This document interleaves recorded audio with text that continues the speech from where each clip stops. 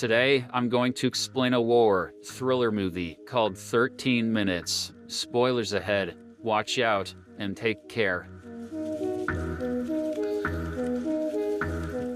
The movie opens as a German worker named Georg Elser packs some homemade dynamite sticks inside a stone pillar. He then checks the clockwork mechanism of the time bomb he has made and covers the hole in the pillar. George makes sure everything is well hidden so that nobody suspects what is about to happen. Meanwhile, it appears that he has injured himself while putting things together. There are several cuts on his hand and discomfort in his knees. It is late in the night of November 7th, 1939, and George is currently in Bürgerbraukette, I think that means Mayor Brown basement, a huge beer hall in Munich, Germany. This place is soon going to host a lot of high-ranking officials from the Nazi Party. George finishes his work and guesses where his target will take his seat, knowing that the explosives are directly behind the podium. He exits the building. The scene abruptly shifts to a day later on November 8th, 1939 in the same place. Adolf Hitler, the German Chancellor, and the assassination target, is welcomed to the podium by his peers. He is there to deliver his annual speech commemorating the failed coup attempt by the Nazi Party to overthrow the Weimar Republic 16 years ago. He is standing on the podium right in front of the pillar where the homemade time bomb is placed. Elsewhere, in the city of Konstanz, George frantically checks his pocket watch before making his way towards the German-Swiss border. He is about to cross the border fence when suddenly he gets called out by two German officers. George clarifies that he is searching for his acquaintance from the local folklore society, but the officers are unsure about his motives, as he has a wire cutter in his hands. Shortly afterwards, they take George to their station and confiscate everything he is carrying. This includes several incriminating pieces of evidence, like the wire cutter and the blueprint for the building. George keeps on peering at a wall clock while being searched. The time is 9 p.m. He knows that it's just a matter of time before the explosion happens. Suddenly, an officer sees the badge of the far-left Communist Party red front on his coat's lapel. George is told that wearing such an insignia is illegal and is forced to face the wall. The Nazi officer soon notices that the suspect has several injuries and puts him behind bars right away. George grabs his pocket watch, almost trembling with anxiety as he looks at the time. At exactly 9:20 p.m., a vast explosion ensues in Munich. George remains seated in the holding station, not knowing if the assassination is a success or not. Elsewhere, an officer at the Reich Security main office is told about the events that have just taken place in Munich. The relative calm changes into chaos as soldiers are put in full alert. On the other hand, George's village is being approached by a convoy led by the Kripo police chief, Arthur Nebe. He orders the local Nazi party leader, Eberle, to summon all of George Elser's relatives in the town square. Eberle is surprised by this command as he knows that the Elsers are decent, law-abiding citizens. However, Nebe seems to be extremely furious and wants his order followed by any means. Soon, the authorities find George's family, including his ex-fiancée Elsa. She and her two kids are placed under arrest and loaded into the back of a truck, but Eberle intervenes at the last moment and takes the kids back to safety. Sometime later, Nebe checks the footage of the aftermath of the explosion with his officers. He's blown away by the sheer amount of damage that's been caused. In the next scene, George is handcuffed and brought into an investigation office in Berlin. He quickly notices some torture paraphernalia placed on a nearby table. Nebe and several other officers also arrive in the room, but George refuses to greet them with the Nazi salute. He instead makes a point by choosing the more neutral greeting, "Good day." "Und wie geht's, mein Lieblingsmann?" Nonetheless, Nebe introduces himself and informs George that he's in charge of this case. He also introduces Gestapo head Heinrich Müller, who will be overseeing the investigation along with him. Nebe wants to see George's knees and orders him to take his pants off. The latter obliges, and we see that George's knees are bruised heavily. This seemingly confirms the police chief's suspicions. George did install the bomb himself. Then, Nebe informs the suspect that Hitler is still alive, but the explosion claimed the lives of 7 innocent people. It turns out the Führer had left the event 13 minutes before the bomb detonated. This revelation devastates George, as it was his only opportunity to kill Hitler. Müller then starts the formal questioning by asking George his full name and birthplace, but instead of answering, George begins to hum a tune that takes him into a flashback. He mentally travels to 1932. When he is enjoying himself at Lake Constance with his pals, George is a skilled woodworker and an accordion player who leads a modest but content life. He currently works in a small watchmaking factory in the city of Constance. One afternoon, George receives a letter telling him that his alcoholic father has sold 2 fields. One of these is the most valuable piece of land that his family owns. George is thus forced to go back home to sort out some personal matters. A few days later, he arrives in his hometown of Königsbrunn, a farming village in the south of Germany. He greets his mother with a warm hug, while his completely intoxicated father is knocked out on a bench nearby. Later that afternoon, while chopping wood in the backyard, George notices his father fetching a jug of cider. He can no longer tolerate this and confronts the old man about the drinking habit. "Take a look at yourself, Mum." Back in the present day, Mueller is less than happy with George zoning out. He slaps him and gives him one more chance to tell his name and place of birth, but George is unfazed by this and refuses to utter even a single word. So, Mueller has him restrained on a bed and begins the torture. George yells in pain as an officer brutally whips him, but he still refuses to open his mouth. Sometime later, the torture stops for the time being, and George is thrown into a cell. Neba and Mueller debate on how to get the suspect to write a written confession about his crimes. Neba then requests a list of his family members who have been taken into custody. He seems to have an idea about how to mentally break the suspect. A few hours later, a bloodied and heavily bruised George is back in the interrogation room. Neba brings in Elsa, a married woman who George dated for several months. The suspect immediately realizes what the police will do to her if he does not open his mouth. Thus, he decides to own up to what he did and gives out his personal details. George points out that he is not affiliated to any political party and acted all on his own. Neba refuses to believe this, as he was caught wearing a red front badge, but George replies that he is a free man and does not need to be affiliated with any party to do the right thing. After the first round of investigation, Neba and Mueller print the suspect's statement and present it to a parliamentarian, but even the latter refuses to believe that George acted on his own. Neba is thus forced to admit that there is not enough evidence to prove that someone else ordered the bombing, but the parliamentarian wants them to intensify their investigation. A few days later, George writes a confession letter detailing what he did and how he did it. Both Neba and Mueller, however, categorically refuse to believe it. They want to know where he got the materials to build the bomb and who gave him the order to carry out the assassination. Frustrated that they refuse to believe him, George makes up an elaborate fake story. He says that he received the call from Winston Churchill, who personally asked him to kill Hitler. This irritates the officers, and Mueller orders his men to tie the suspect once more. George is fully aware of what kind of torture is about to follow, so he desperately asks for a pen and paper to illustrate how he carried out his plan. The scene then shifts to a few years ago when George is in a Königsbrunn pub with his friends. Eric, local businessman and Elsa's husband, comes in with a bruised face. He joins his friend with a glass of beer and admits that it was his wife who gave him the bruise. He then proudly claims that she will never even think about raising her hand again. Sensing that Elsa might be badly hurt, George hurries to her home, only to find her lying on the bed. She is sobbing her eyes out and has a deep bruise on the right side of her face. A concerned George tries to comfort her, and Elsa leans forward to kiss him. It is then revealed that the two have been building an intense romantic chemistry for several months. Thus, the duo ends up making love and formally begins their affair. Back in the Nazi jail, George details to Neba about how he was able to accumulate the gunpowder from the steel factory where he worked. He also divulges that he was able to steal the materials for the dynamite from a nearby quarry. Neba wants George to admit that he's covering for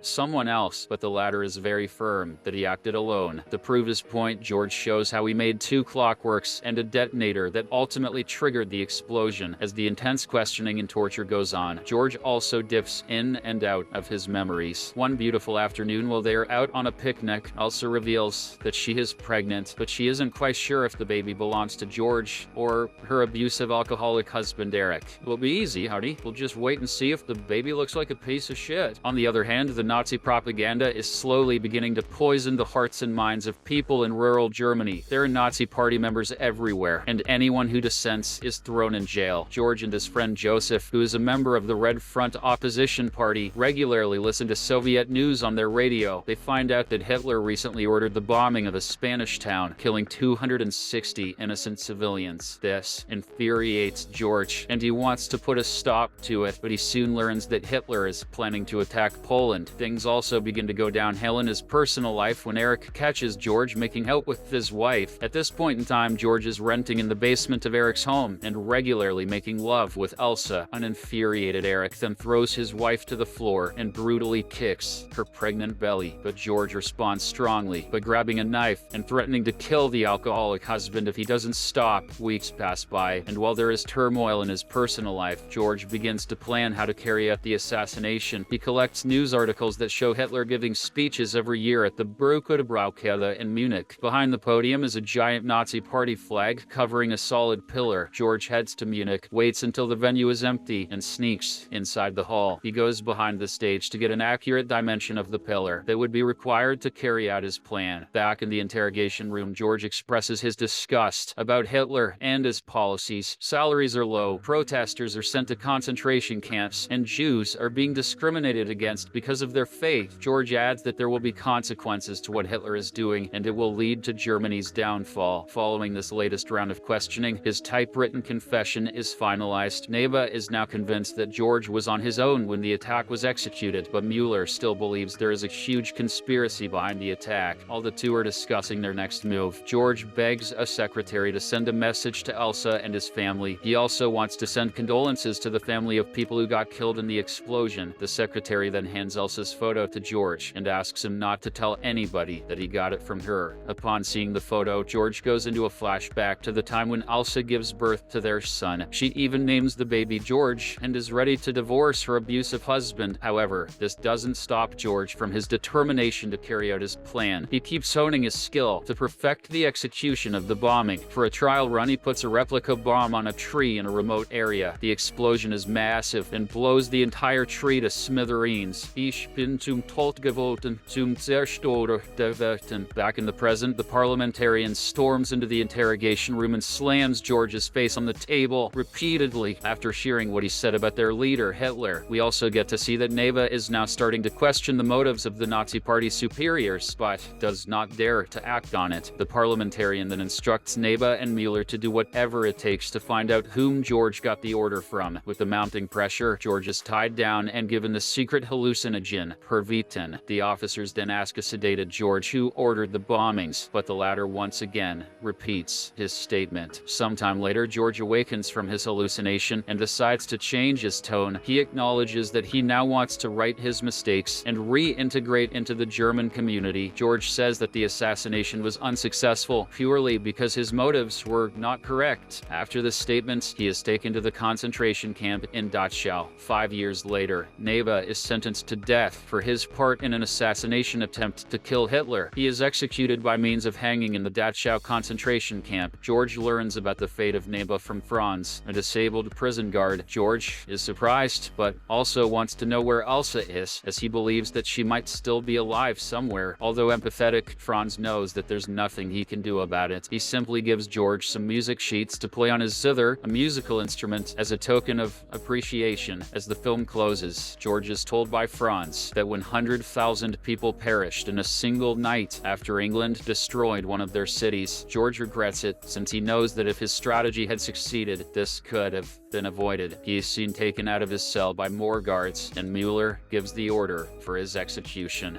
The movie is based on true events. Subscribe for more videos like this.